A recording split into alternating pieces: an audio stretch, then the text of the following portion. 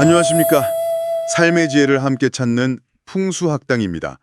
혹시 청취자분의 번영을 가로막는 것이요, 아주 값비싼 무언가가 아니라 어쩌면 정말 사소한 물건 하나일 수도 있다는 생각 혹시 해보신 적 있으신가요? 네, 맞습니다. 믿기 어려우실 수도 있겠지만, 어쩌면 매일같이 그냥 사용하는 바로 그 물건 때문에요. 공들여 쌓아 올린 그 행운이 마치 모래성처럼 그냥 흩어지고 있을지도 모르는 일입니다. 아, 정말요? 네, 하늘의 기운이라는 것이 때로는 이렇게 무섭도록 또 정교하게 작용을 하거든요. 그래서 오늘 이 풍수학당에서는 나도 모르게 내 발목을 잡고 있는 것들, 집에서 당장 좀 내보내야 할 것들에 대해서 그 숨겨진 이면을 깊이 한번 파헤쳐 볼까 합니다. 대체 무엇이 우리의 운을 그렇게 좀 좀먹고 있는 걸까요? 정말 궁금합니다. 물론이죠. 풍수에서 집터의 기운이라든가 집의 구조, 이런 것들이 근간을 이루는 것은 맞습니다. 아주 중요하죠. 네, 그럼요. 하지만 우리가 길을 걷다가 문득 작은 돌부리에 탁 걸려서 넘어질 수 있듯이요. 우리가 무심코 지나치는 아주 작은 것들이 우리 인생의 흐름을 예상치 못하게 바꿀 수가 있다는 겁니다. 그러니까 전체 운에서 차지하는 비중이 작다고 해서 이걸 결코 가볍게 여길 수는 없는 이유죠. 선생 말씀을 듣고 보니까 정말 등골이 좀 서늘해지는 기분인데요. 그렇게 사소한 물건 하나가 그런 힘을 가질 수 있다니요? 아마 일상 속에서 우리가 놓치고 있는 것들이 분명히 많을 것 같습니다. 구체적으로 어떤 것들을 좀 경계해야 할지 더 자세히 알고 싶어요. 아주 중요한 마음가짐이십니다. 그럼 지금부터 하나씩 그 본질을 한번 꿰뚫어 보겠습니다. 자, 첫째는요, 날카로운 기운, 즉 살기를 품은 물건입니다. 살기요? 네, 주방에 있는 칼이나 가위처럼 뾰족하고 날이 선 형태를 가진 것들이 대표적이죠. 이것들은 단순히 그냥 도구가 아니라 아주 강력한 기운을 발산하는 일종의 매개체라고 봐야 합니다. 아, 칼이나 가위는 거의 매일 쓰는 필수품인데 이걸 그럼 어떻게 다루어야 그 살기를 피할 수 있을까요? 그냥 단순히 눈에 안 보이게만 하면 되는 건가요? 핵심은 바로 감추는 것에 있습니다. 칼은 칼집에 넣는 것이 기본이고요. 네네. 그 칼집마저도 서랍 안이나 혹은 문이 달린 수납장처럼 외부에서 아예 보이지 않는 곳에 두는 것이 좋습니다. 아, 칼집 자체를요? 그렇습니다. 혹시 칼꽂이에 꽂아 두더라도 그 칼꽂이 자체가 개방된 공간에 놓여 있다면 살기는 여전히 그 공간에 영향을 미치게 됩니다. 제가 예전에 주방 풍수 관련해서도 누누이 강조했던 부분이죠. 네, 맞아요. 살기는 사람의 기운을 해치고 또 관계를 날카롭게 만들고요. 재물의 흐름까지 끊어놓을 수 있는 아주 강력한 부정적인 기운입니다. 그래서 최대한 그 존재감을 지우는 것, 그게 현명한 방법입니다. 아, 단순히 숨기는 걸 넘어서 그 존재 자체의 기운을 차단하는 게 중요하군요. 칼꽂이를 쓰더라도 수납장 안에 넣는 편이 훨씬 좋다는 말씀, 깊이 새기겠습니다. 네. 자, 둘째는요. 생명을 잃고 그 형체만 남은 것, 바로 박제된 동물입니다. 박제요? 아, 요즘은 과거처럼 그렇게 흔하게 볼 수 있는 물건은 아닙니다만 그래도 간혹 장식이나 기념품으로 두는 경우가 있더라고요. 이런 것들은 살아있던 생명의 그 마지막 순간의 고통이나 원념, 즉 한이 서려 있을 가능성이 매우 높습니다. 한이요. 네. 이 한이라는 것은 단순히 슬픔을 넘어서 공간에 응어리져 머물면서 살아있는 이들의 기운을 이렇게 끌어내리는 역할을 합니다. 그 자체로 좀 음습하고 무거운 기운을 불러 모으기 쉽죠. 생각만 해도 좀 마음이 무거워지는데요. 박제뿐만 아니라 혹시 살아있는 모습이랑 아주 흡사하게 만든 동물 인형 같은 것도 좀 비슷한 영향을 줄 수 있을까요? 아, 그렇습니다. 아주 예리한 질문이십니다. 지나치게 사실적으로 묘사된 그런 동물 형상의 인형이나 조각품 역시 비슷한 맥락에서 주의가 필요합니다. 생명의 기운이 없는 형상에 지나치게 집착하거나 의미를 부여하게 되면 그것이 오히려 살아있는 이들의 생기를 빼앗아갈 수 있거든요. 네. 혹시 집안에 그런 물건이 있다면 정중하게 작별을 고하는 것이 좋겠습니다. 자, 셋째입니다.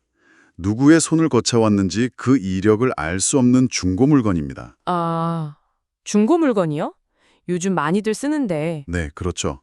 요즘 물건을 아끼고 다시 쓰는 문화가 확산돼서 중고 거래가 매우 활발합니다만 풍수적인 관점에서 볼 때는 신중합이 좀 요구됩니다. 세상 모든 물건에는 고유한 기운, 다시 말해 사용자의 이야기가 깃들기 마련이거든요.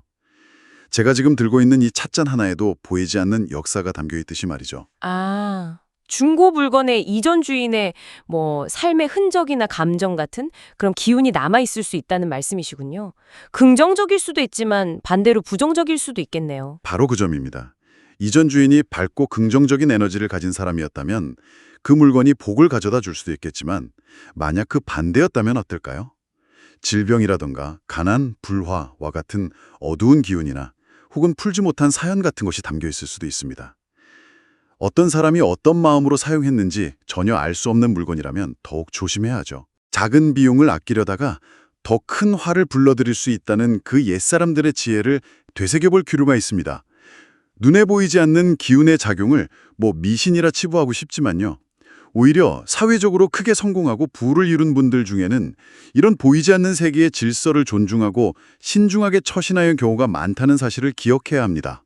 와, 물건의 상태뿐만 아니라 그 안에 담긴 보이지 않는 이야기까지 헤아려야 한다니 정말 깊이 생각해 볼 문제입니다. 중고 물건을 들을 때 이제는 좀 다른 시각으로 보게 될 것 같습니다. 네 번째는요, 형태가 있는 물건이 아닙니다. 바로 우리 마음속의 쓰레기, 즉 외부에서 가져온 부정적인 감정 덩어리입니다. 마음의 쓰레기요? 네, 직장에서 겪은 스트레스라던가 인간관계에서의 갈등, 세상사에 대한 분노와 같은 좋지 않은 감정들을 집안까지 그대로 가지고 들어오는 습관, 이걸 경계해야 합니다. 요즘 젊은 세대들이 워라밸, 즉 일과 삶의 균형을 중요하게 여기는 이유가 바로 여기에 있다고 봅니다. 집은 하루 동안 쌓인 부정적인 에너지를 정화하고 새로운 기운을 충전하는 어찌 보면 신성한 공간이어야 하거든요. 아, 밖에서 있었던 안 좋은 일을 그냥 훌훌 털어버리고 집에 들어와야 한다는 말씀이시군요. 근데 솔직히 그게 마음처럼 쉽지 않을 때가 더 많은 것 같습니다. 감정이란 게 문 앞에서 딱 끊어지는 게 아니니까요. 물론 감정을 제어하는 것이 쉽지 않다는 것을 저도 압니다. 하지만 의식적인 노력이 반드시 필요합니다.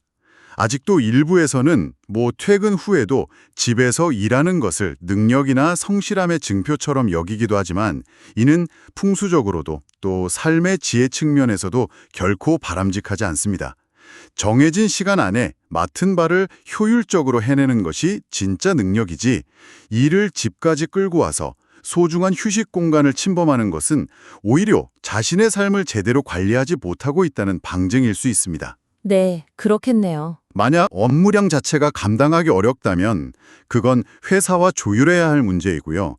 그 외에 개인적인 감정의 찌꺼기들은 현관문을 넘어서는 순간 마치 신발의 흙을 털어내듯이 의식적으로 털어버리는 연습을 해야 합니다. 집을 온전한 나만의 안식처이자 재충전의 공간으로 지켜내시길 바랍니다. 자, 5째입니다. 조화나 인형이 집안에 지나치게 많은 경우입니다. 아, 조화나 인형이요? 네, 물론 생기 있는 공간을 위해서 한두 점의 조화나 귀여운 인형을 두는 것 자체는 문제가 되지 않습니다. 저 역시 작은 소품들을 가까이 두기도 하니까요. 하지만 그 수가 너무 많아서 집안을 가득 채우거나 특히 인형을 마치 살아있는 생명체처럼 대하면서 깊은 감정을 쏟아붓는 것은 좀 경계해야 합니다. 인형에 너무 깊은 애착을 가지면 오히려 좋지 않은 기운이 거기에 깃들 수 있다. 그런 말씀이신가요? 그렇습니다. 사람은 만물의 영장이라고 불릴 만큼 강력한 생각의 힘, 즉 염력을 지니고 있거든요. 특정한 사물에 과도하게 강한 감정이나 집착 혹은 의미를 부여하면 그 생각의 에너지에 이끌려서 본래 그 물건에 없던 다른 기운, 때로는 정체를 알 수 없는 영적인 존재까지 깃들 수 있습니다. 이것이 지나치면 오히려 사람의 기운을 빼앗거나 혼란스럽게 만들 수 있습니다. 따라서 조화나 인형이 너무 많다고 느껴진다면 주기적으로 수를 줄이거나 먼지를 털고 위치를 바꿔주는 등 정체되지 않도록 관리하는 것이 좋습니다. 다음 6째는 짝을 잃어버린 물건입니다. 예를 들어서 아름다운 찻잔 세트 중 하나가 깨졌다면 좀 아깝더라도 남은 찻잔들도 함께 정리하는 것이 풍수적으로는 더 낫습니다. 아, 짝이 안 맞는 물건이요. 네, 짝이 맞지 않는 물건은 불완전함, 분열, 이별, 불화와 같은 부정적인 기운을 상징하기 때문입니다. 아깝다는 생각에 하나라도 남겨두려는 마음이 들기 쉬운데 오히려 그것이 불균형을 초래할 수 있군요. 전체적인 조화를 위해서 과감히 정리하는 지혜가 필요하겠습니다. 네, 7째는 돌아가신 분, 즉 고인의 유품에 관한 이야기입니다. 이는 매우 조심스럽고 또 마음 아픈 주제입니다만 풍수지리의 관점에서 보면 산 사람은 현재의 삶을 충실히 살아가야 합니다. 네, 그쵸. 고인의 물건을 너무 많이 간직하거나 심지어 고인이 사용하던 방 전체를 그대로 보존하는 것은 남은 가족들의 기운을 정체시키고 과거에 얽매이게 만들 수 있습니다. 또한 떠나간 영혼이 이승에 대한 미련을 버리지 못하게 붙잡는 결과를 낳을 수도 있고요. 고인을 그리워하는 마음하고 또 현실적인 살 사이에서 균형을 잡기가 참 어려울 것 같습니다. 이걸 남은 사람들을 위한 결정이라고 이해해야 할까요? 그렇습니다. 슬픔을 기리고 추억하는 마음은 너무나 당연하고 소중한 것이죠. 하지만 산자와 죽은 자의 공간과 에너지는 명확히 분리되는 것이 자연의 순리입니다. 모든 유품을 다 버리라는 뜻은 결코 아닙니다. 다만 고인과의 추억이 깃든 물건 중 정말 의미 있고 소중한 한두 가지 정도만 가까이 두고 나머지는 깨끗하게 정리하는 것이 남은 이들의 삶을 건강하게 앞으로 나아가게 하고 또 떠나간 영혼의 편안한 안식에도 도움이 된다는 점을 기억하시면 좋겠습니다. 네. 이것은 슬픔을 외면하는 차가운 결정이 아니라 산 사람의 미래를 위한 따뜻한 배려이자 지혜라고 할 수 있습니다. 자, 8번째입니다. 너무 낡고 해져서 더 이상 신기 어려운 오래된 신발입니다. 오래된 신발이요? 네, 이것은 앞서 언급한 다른 물건들과 비슷한 맥락에서 이해할 수 있습니다. 신발은 우리의 활동, 즉 나아감을 상징하거든요. 아, 그렇군요. 너무 낡아서 생기를 잃고 제 기능을 못하는 신발은 우리의 앞길을 막고 운의 흐름을 정체시키는 그런 기운을 풍길 수 있습니다. 좋은 곳으로 데려다줄 새롭고 활기찬 기운을 위해서 낡은 신발은 과감히 정리하는 것이 좋습니다. 9번째는 집안에 방치된 쓰레기입니다. 쓰레기요? 이건 뭐 당연한 얘기 아닌가요? 네, 물론 청결의 문제이기도 하지만 단순히 그 문제를 넘어섭니다. 핵심은 쓰레기를 모아두는 주기에 있습니다. 종량제 봉투를 사용하시더라도 봉투가 가득 찰 때까지 며칠씩 집안에 두는 것은 좋지 않다는 겁니다. 아, 쓰레기는 발생 즉시 혹은 최소한 매일 집 밖으로 내보내는 습관을 들이는 것이 중요합니다. 쓰레기는 탁한 기운의 집합체입니다.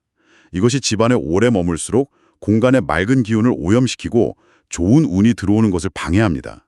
상식적으로 생각해도 그렇지 않습니까? 네, 맞아요. 쓰레기 봉투를 채우는 데 집중하기보다 비우는 빈도를 높여서 항상 집안을 청정하게 유지하시길 바랍니다. 네, 맞습니다. 저도 무심코 쓰레기 봉투 찰 때까지 기다리곤 했는데 그 시간 동안 나쁜 기운이 머문다고 생각하니까 앞으로는 바로바로 비워야겠습니다. 네. 드디어 마지막이 10번째입니다. 이건 역시 물건이 아닌 또 다른 형태의 마음의 짐입니다. 바로 아직 오지 않은 내일에 대한 막연한 불안감입니다. 불안감이요? 네.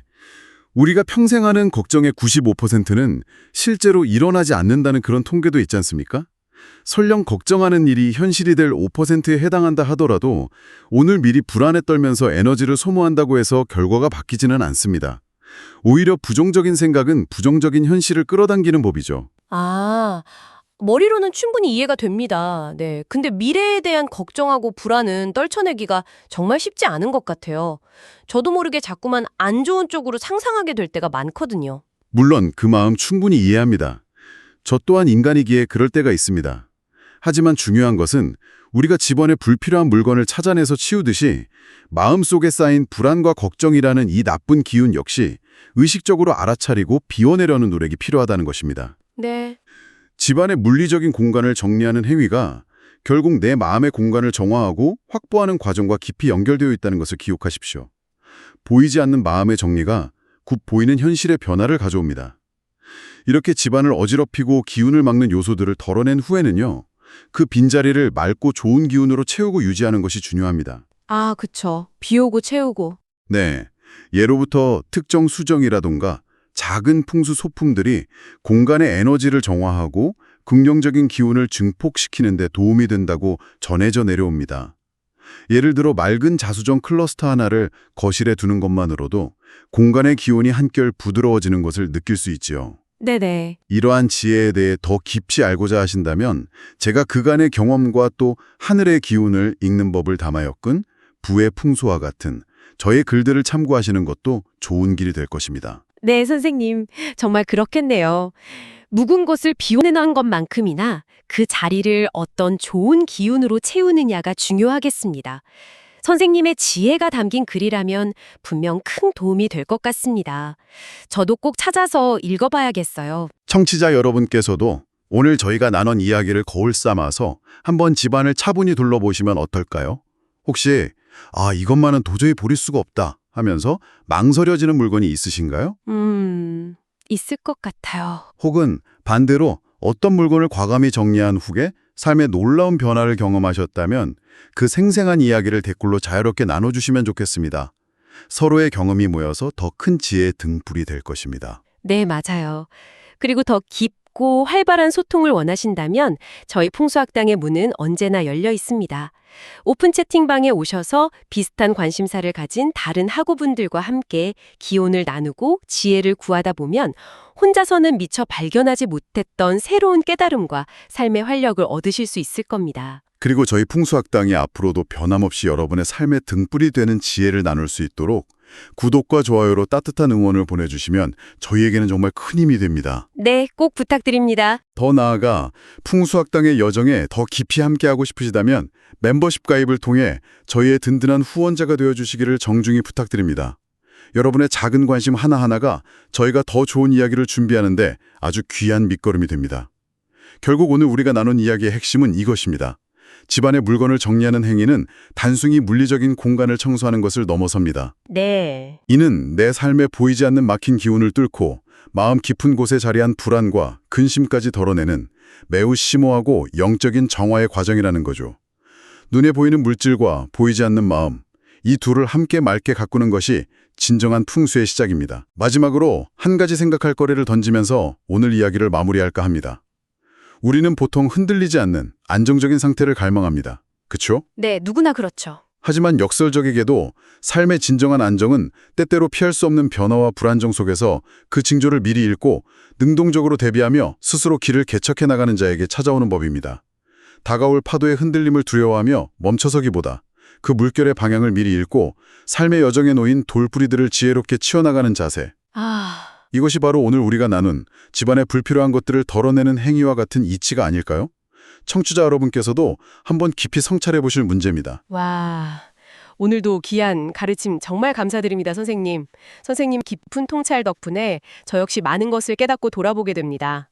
청취자 여러분께서도 오늘 얻으신 지혜를 꼭 실천하셔서 집안도 마음도 더욱 편안하고 풍요롭게 가꾸시기를 진심으로 기원합니다. 다음 풍수학당의 이야기도 벌써부터 손꼽아 기다려집니다. 다음 시간에는 우리의 일상과 운명의 흐름에 보이지 않게 그러나 강력하게 영향을 미치는 시간 속에 숨겨진 기운의 비밀에 대해 함께 탐구해 보겠습니다.